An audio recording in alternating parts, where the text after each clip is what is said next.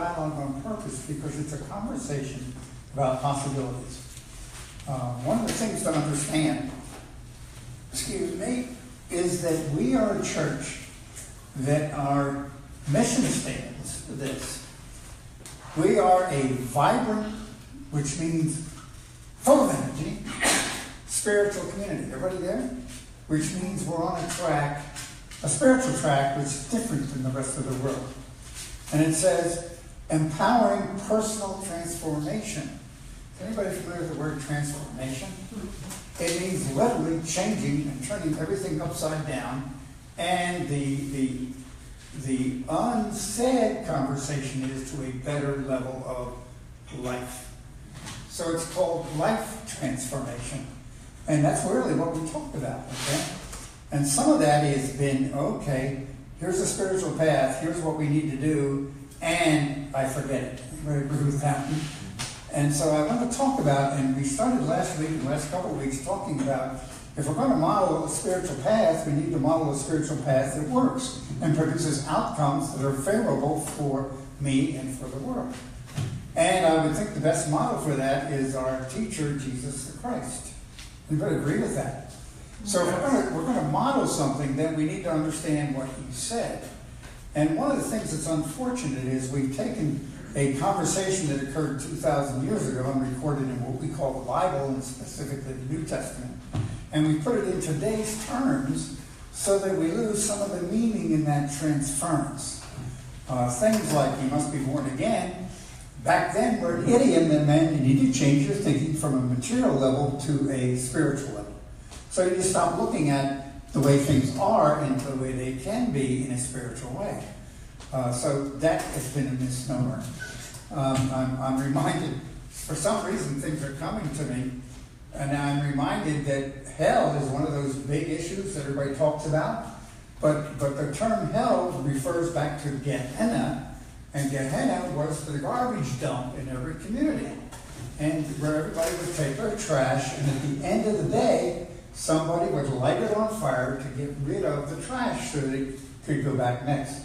So what that meant was, in a metaphorical sense, we have to burn off the old trash in our lives. And that trash is things like anger, conflict, nasty things. Anybody familiar with nasty things?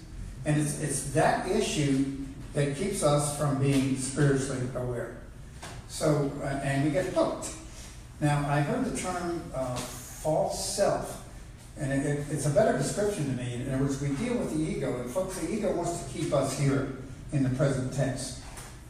If turn the TV on, and the TV wants you to be in conflict, yes. I mean, the whole world right now is in conflict politically, militarily, personally. And the examples I used is we get upset. Okay, so what I want to do is go back and look at what Jesus said. And Jesus said, when he was asked, what are the rules, so to speak, he said, number one, love the Lord thy God with all thy heart and all thy soul. Number one. Number two, love thy neighbor as thyself. And the only real operative word in both of those is the word love. Okay? Now, I heard there are folks in Quest this morning talking about when you speak, you create. And basic unity principles, and I'm going to get some here. In the article I wrote, there were three basic things. In Proverbs 23:7, as a man thinketh in his heart, so is he. So that means as you think, you create. Okay?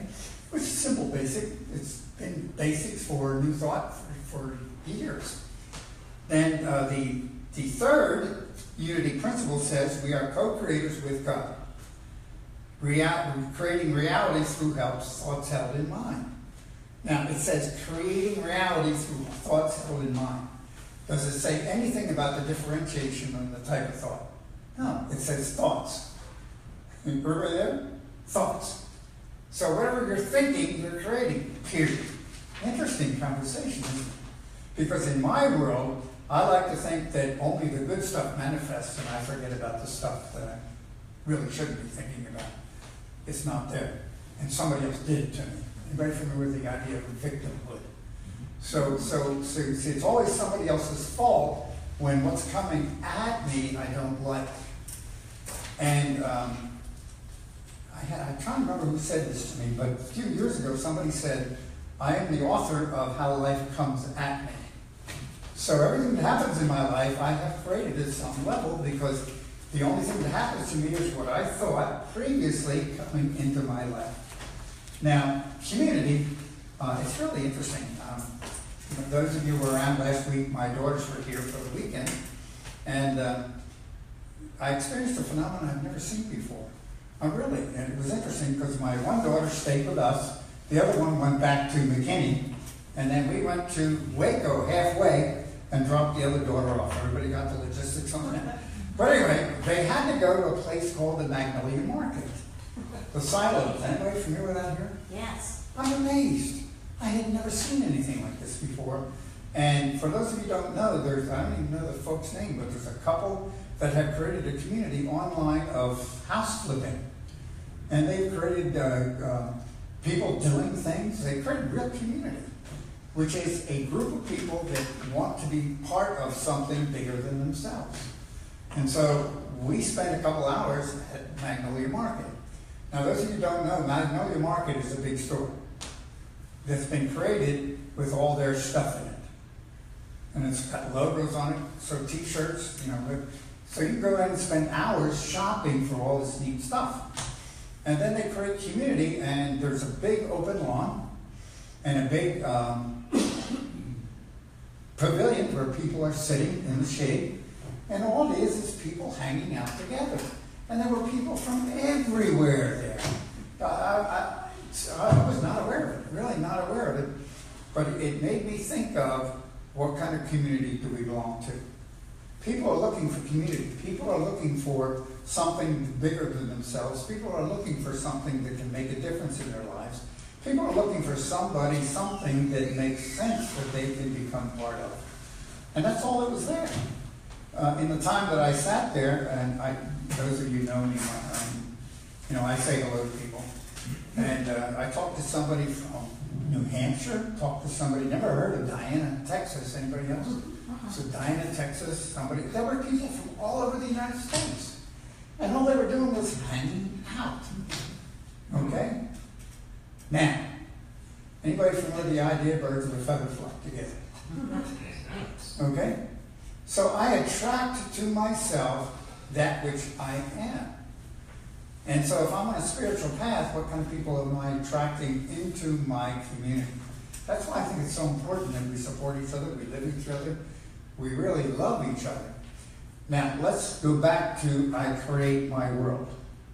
Okay, so if I have something come at me that I don't like, and I get angry at it, and I hold negative thoughts about it, what am I actually doing?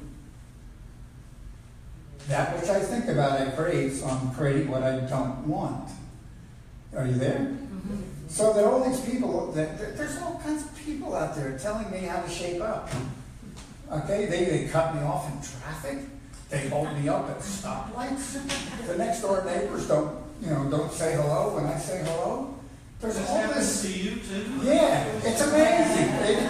And we make it wrong. Something's wrong with me. Well, the universe is just trying to tell me that I don't like the creations that I've been putting out into the universe. So the key to it is, how do I change it? You see, it's a loop. It's a loop. See, if I don't like what's coming at me and I get upset about the conflict, so I have bad thoughts about it, so what am I doing? Creating more. Creating more. It's a loop, and it goes on and on. And it's so deeply embedded in our consciousness, we're not aware of it. And we have to blame somebody, and psychologists will tell you, I have to project it out to somebody else. And if you're in my way when I project it, it's your fault. So that's how we're living life. Okay, now, our mission, I'm going back again, here it is, I'm going to find it. Our mission is empowering personal transformation, modeling Christ consciousness. And what is Christ consciousness? Loving everything. You see, it's there to tell me. Okay, now do I like it? Nope. Matter of fact, some of you, well, anyway. But you see how ironic it is and how crazy it is, and we're blaming everybody else, but there ain't anybody else to blame except whom? me. Because I am captain of my soul, master of my fate, and it's taken me years to even internalize that. And it sounds good, isn't it? It feels good. I am master of my fate. But then when something happens to me, I refuse to accept responsibility for it. So if I'm on a spiritual path, sooner or later I have to say, okay. And part of that support is a support network around me that thinks the same way I do. That's why this group is so valuable. And hanging out with others that make a difference is important. It really is. Okay? So it's a very, very interesting conundrum. Now, maybe I should refer to my notes here, because I want to really, really focus on this. You know that I keep looking for resources. And I read a book, it's probably 12, 13, 14 years ago. It was part of a book study at another Unity church up in Dallas, and it's a book called Busting Loose. Okay, and I'd like to read this part of it to you. This is, the whole idea behind it is exactly what we're talking about. And it says, because you have the power to create absolutely anything you want, your natural state is one of infinite abundance. Now this is talking about prosperity, but we can talk about anything. So you see, if we part of our training in childhood is going to have to work hard, whatever it is, lack, it becomes a loose, okay? Because then we don't have enough money to pay the bills, so we're worried about paying the bills, which creates more bills that we haven't paid, and on and on and on. And if I have a relationship with somebody and it's not working, I keep saying it's not working, so it continues to not work. So sooner or later, we need to break the cycles in all these areas, because we, each one of us, is creative divinity in presence, okay? And I really, part of the reason I talk about it is I want to get it, okay? Because each one of us has to accept who we really are, in my belief. Okay, so it goes on. In your, wait a minute. Do you see how the loop continues even when I have to wear glasses? Oh, there it is, okay. Abundance in your natural state, you don't lack anything, nothing is missing. Nothing is missing. So we need to unhook from those ideas that I'm less than, there's something missing. No, you're a child of God, created in the image and after likeness is what it says. Then we go on and says, no desire ever goes unfulfilled. But yet there's lots of them. I wasn't able to do this and I couldn't go on a cruise last month and this and that. Okay, because I didn't have the money. Okay, Robert. Another month, another month, another month. Because when I say the power of the spoken word, I heard the quest class this morning talking about the power of the spoken word is creation. And how many times do we say to ourselves something I don't like? So it keeps the loop. So it goes on. As an infinitely powerful, wise, and abundant being. I'm going to read that again, and I want you to take it within yourself. You ready? As an infinitely powerful, wise, and abundant being. Take a deep breath. That's who you are. You have an unlimited desire to express creativity and fully experience the expansion and joy that comes from that expression. All of human life is essentially about creative expression, no matter what it looks like. So sometimes I get things in my life I don't like, and it was part of my creative expression. What's interesting is, those of you who know, in the morning we come in and set out, and then the quest class starts at 9 o'clock, and I go up to McDonald's and have breakfast. And this morning, the lilacs are out. If you drive up Heatherwell, you'll see the beautiful pink flowers. Now, could those bushes not flower? Stop and think about that. There's a divine essence in those bushes that expresses flowers at a certain point annually, every year. And it happens automatically. So each one of us has that divine expression that wants to come out and say, here I am, and I'm here, and I'm going to show you my beautiful flowers. So what are your beautiful flowers? What are my beautiful flowers? And what are we doing to express divinity? It's like the Magnolia Market. We are looking for community. We're looking for people that agree with us. We're looking for people that appreciate us. We're looking for a home, if you will. Sometimes in my house, somebody tells me I want to go home, which means I want to go back to what's called homeostasis, the state of heaven, the state of perfection, nirvana, if you will. And that is the kingdom of heaven is where? Within. It ain't out there. And see, we keep looking out there, and we are so sold that everything's out there. And we agree, and we do this, but then when it comes right down to it, I still want to blame you for my problems. And it's full of it. Take a look. There's people marching for what? You name it, they'll march for it. Because you took it from me, or you didn't allow me to have it, or somehow. And the truth is, within me is the power to do those things. Now, it's controversial. It's difficult for an individual to accept that responsibility. But we're talking about a major step in life, which is called spiritual transformation. So, believe it or not, I don't want to call us special, but I want to call us dedicated to change. In other words, how do you change? It's like you don't lose weight unless you stop eating. It takes a positive step to do things. So it's a conversation of intention, and here's what I'm going to do. Okay? And it doesn't happen overnight. I see Bruce, and it's like the alcoholism. It took an intention to want to do a reprogram to get it over with.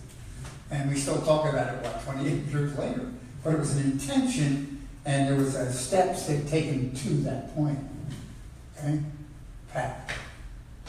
One of the things that Quest lesson today pointed out is, or described as, that the spoken word is like a laser, that it takes thoughts which can be scattered, yes, and intensifies them and focuses them. And that later in the chapter it said, when a group of these are focused in the same way, it's more than just simply additive. And so here we are, yes, as a community focused in the same way, and we're today like the daily word affirming peace. Yeah. And yeah. And that energy that you took around the world, although it seems trivial, you made a difference. Somewhere, somehow, something occurred. But you see, it takes belief in that. It takes an intention to do it, and then repeat it. Because the brain takes time. It has to be rewired. It takes time to slowly rewire. Okay? And these are on the back table. I keep them on the back table, and I'm going to find it any minute. But the little unity, this thing, it's full of little gems. And it talks about that idea. It says, the nature of humankind. We are each individual, eternal expressions of God. Take that in. And how come I don't know it? Because the false self, the ego, the culture around us has convinced us that it ain't true. And it has to stay in control, so the more we work toward breaking free, the more the ego has to give us negative thoughts. And then it says our central nature is divine and therefore inherently good. Our purpose is to express our divine potential, like the laurel trees out there. Okay, like the bunny rabbits. When I go out the door, the bunny rabbits running all over the place in my neighborhood. Okay, and they're expressing their divine nature. So what is my divine nature? What is your divine nature? And we really need to support each other in that conversation, because when I see you, I affect you. And if I see you deficient in any way, that's why sometimes I worry about counseling or people that want to help the poor. They keep seeing them as poor rather than knowing that they're powerful enough to pull themselves out of that. Okay, it's like lack thoughts create more lack.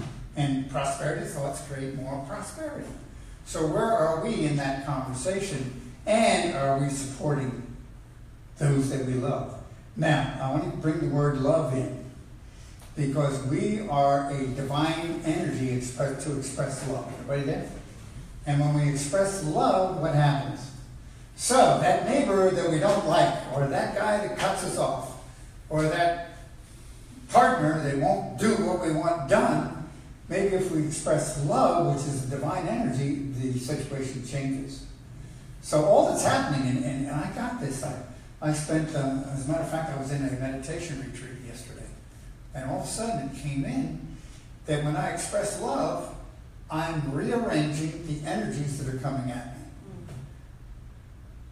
And that's what Jesus said. He said when he was asked, how do I handle somebody hitting me? They said, turn the other cheek. Thou shalt love thy neighbor as thyself. Which implies, number one, you need to love yourself first and really work on it. And number two, the only thing that ever happens to me is God's love showing me what I need to change. And so the word love is extremely powerful. And so I am a child of God, and as a child of God, I express love. And what's my job? Express love. Is there anything else? No. Simple. However, the false self wants to keep us bound.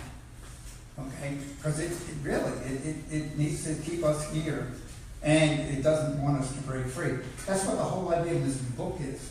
Busting loose from the money game, because we're so tied into a game of life that we don't know and don't see the divinity that we are. Really fascinating. And something else I want to say.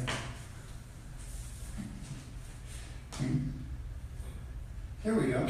Events, people, and challenges that enter our lives are the messages from Spirit that give us direction. So if I don't like what somebody's telling me, maybe I should shut up and listen and express love. Okay? That's right. So I'm on the way here this morning. Yeah. And one more time, somebody cuts me. Yeah. Like the guy's like this far in front of me, he pulls from one leg to the other.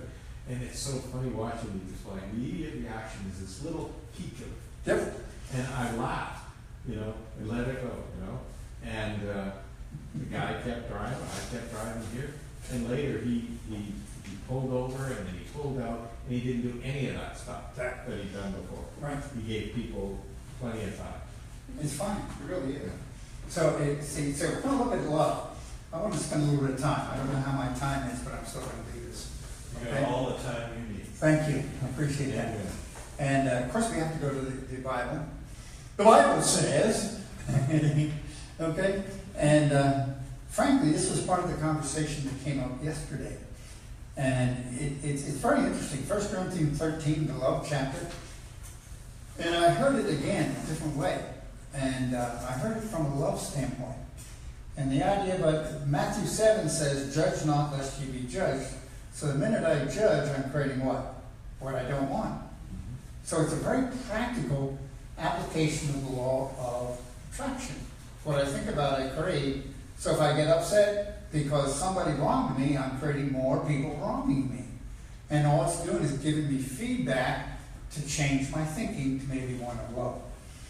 But anyway, 1 Corinthians 12 ends the last verse. But if you're searching for greater gifts, I will show you a more excellent way. Everybody there? So this is Paul saying, okay, here's maybe a better way. And then it goes right in and says, though I speak with tongues of men and angels and have not love in my heart, I become as a sounding brass or a tinkling cymbal.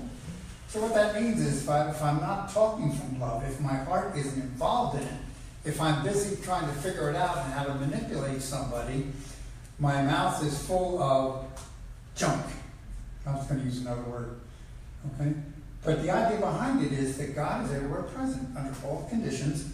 And anybody ever been around somebody that you know it ain't true? No? Okay? And there's what I'm starting to realize is there's a difference between how the mind works and how the heart works. It's like, how do I give? Do I use the mind's ideas to give, or do I use the heart's ideas? The mind is going to take a percentage, maybe figure 10%, or I'm going to give 4%, or last week I gave this much, this week I should give this much. It's always figuring things out. The heart just gives, yes? And the heart says, well, this feels good. Big difference. So if I'm talking from the heart and of love, it sounds different. Okay? So we know it. And it's like a tinkling, the gong goes, okay, it's wonderful. It's a nice sound. But what does it make a difference? And then it goes on and says, and though I have the gift of all prophecy and understand all mysteries, this is for those intellectuals that have figured everything out. Okay?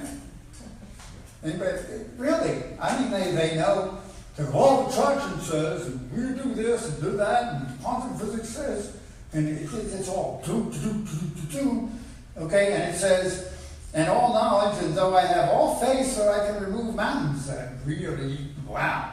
And I have not love in my heart, I am nothing. So none of that stuff matters. Now this is rather upsetting for me. Because I went to school, I mean, I've been in school all my life, okay? I've had this course and that course, and I'm certified in this. All those things I should hang on the wall. College degrees and doctorate this and that. It doesn't matter. It literally doesn't matter. Then it goes, huh? It's humbling. Yeah, it's it. So, and then it goes on, and though I know all my goods to feed the poor, and though I give my body to be burned and have not love in my heart, I gain nothing. So you could be the greatest charity giver, and you're out display. Oh my God! And it's like every time I shouldn't say this, but I'm looking at the telethons that are on TV where everybody's giving, and there's this wonderful display of giving, and this says it doesn't matter. Okay. Then it goes on, and then love is long-suffering and kind, which means it doesn't give up. It can take a few shots here and there, and does not envy. In other words, I love you and appreciate your brand new Cadillac, or your whatever it is you've got, and I honor you for that. And thank God somebody had the consciousness to create that. Okay? And there's no envying. And love does not make a vain display of itself. In other words, I don't go running around telling everybody how much I love them.